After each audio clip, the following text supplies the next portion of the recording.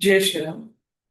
गेले 63 दिवस आपण हे सद्गुरू ब्रह्मचैतन्य गोंदवलेकर महाराज यांनी जे प्रवचनाचं पुस्तक लिहिले त्याचं आपण वाचन करतो.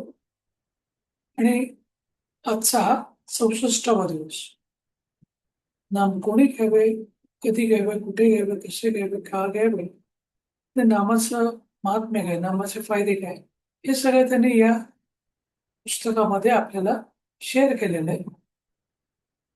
ब्रह्मचैतन्य गोंदवलेकर महाराजांनी संपूर्ण आयुष्य रामनामाचा जप केला आणि श्रीरामाच्या जीवनाची महती सगळ्यांना साधं सोपे भाषेत शिकवली. त्यांचे 64व्या दिवसाचे जे वाचन आहे ते आपण करतो आणि त्याचं शीर्षक आहे प्रपंचाचे स्वरूप समजून घेऊन नामात राहावे.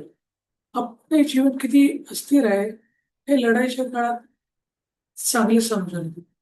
अशा अवस्थेच्या काळात मनाने घाबरू नये. काळजी न करता शांत चित्ताने भगवंत नावात कर्तव्य करीत राहावे. काळजीला म्हणा कारण असे काहीच लागत नाही, कारण ते आपल्या काळजापर्यंत नव्हे, काळजापाशीच असते.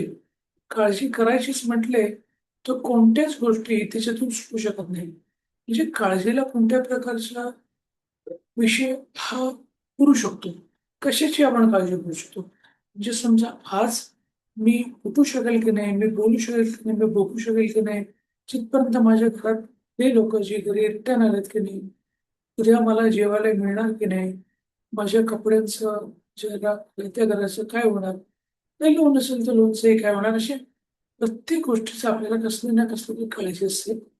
आणि ते एकदम नॅचरल आहे आणि त्याच्यामुळे कोणी घाबरून जाण्याची काही गरज नाही. पण आपण सगळे संसारिक लोक आहोत आणि हे एकदम नॅचरल गोष्ट आहे.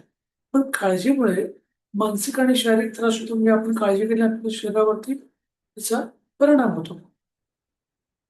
ज्याला काळजी नाही त्याने भगवंत आपलासं करून घेतला असं समजावे.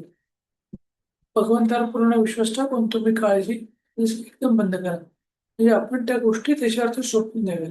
ह्याचा अर्थ कर्तव्य करायचं नाही असं नाहीये. कर्तव्य करायचं, पण त्याची रिझल्टची काळजी करायची गरज नाही. पुढच्या प्रॉब्लेमची काळजी करायची गरज नाही.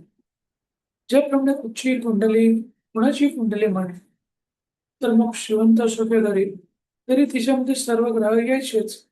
त्याचप्रमाणे जन्मलेल्या प्रत्येक प्राण्याला सर्व विकार असायचे. भगवंताचा अवतार जरी झाले किंवा साधू पुरुष जरी झाले तरी त्यांनाही विकार असतातच.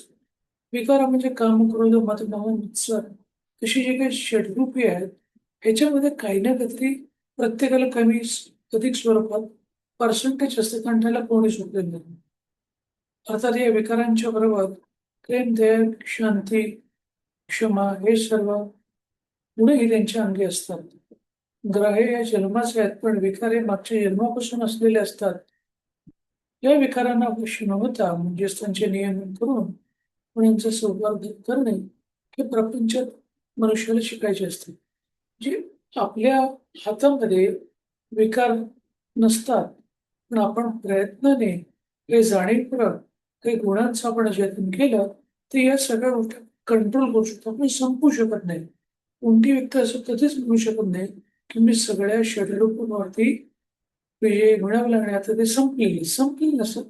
असं पर्सेंटेज पण कमी झालेलं असतं. कुटुंबातल्या व्यवहारामध्ये प्रत्येक घटकाने आपापले स्थान ओळखून असावे, ज्यामध्ये ज्याला स्वतःच्या मुलाबद्दल प्रेमामुळे इतकी खात्री असते की आपण सांगितलेलं आपला मुलगा केल्याशिवाय राहणार नाही, तो बाप खरा.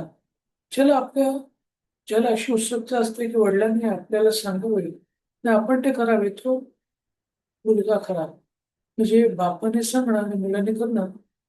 तसंच बापाला माहिती आहे की मी जे सांगले तर माझा मुलगाच करणं, हे दोन्ही गोष्टी इम्पॉर्टंट. बापाचा पैसा या मुलाने रीतीने वागण्यासाठी नाही, तो जो मुलगा अनितीने वागतो त्याला बापाने पैसा देऊ नये.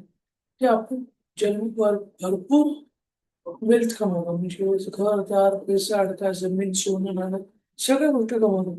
पण जर आपला मुलगाच अनितीने वागत असेल तर त्याला ती गोष्टी देऊ नये असं महाराजांचं सांगणं आहे. गृहिणीने स्वतः स्वयंपाक करून घरातल्या माणसांना जेवायला घालावं. ते करण्यामध्ये प्रेम असते. प्रत्येक गृहिणीच्या घरामध्ये थोडेफार तरी काम असतेच.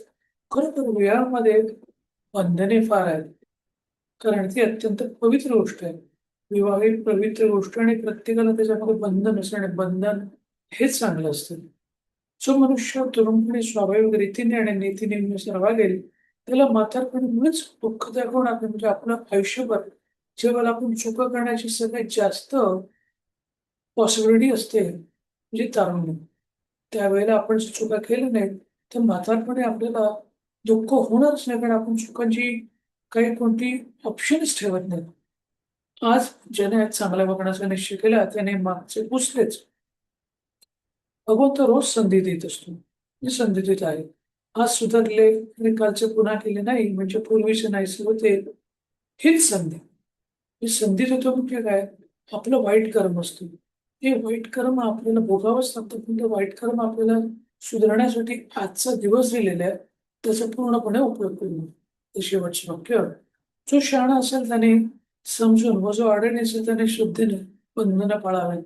म्हणजे बंधनही पाळावी. तुम्ही शहाणे असाल, नाहीतर तुम्ही अडाणी असाल, असं तुम्हाला वाटत असेल, तरी का बंधने पाळलेच पाहिजे. म्हणजे या सगळ्या गोष्टींवरती आपण कंट्रोल ठेवला पाहिजे. प्रपंचात असून आपण समजून उमजून घेऊन आपण नामात राहिलं पाहिजे. हेच या 64व्या दिवसाच्या प्रवचनात महाराजांनी आपल्याला सांगितलेले. आता आपण श्रीरामाच्या नावाचा 11व्या जप करू.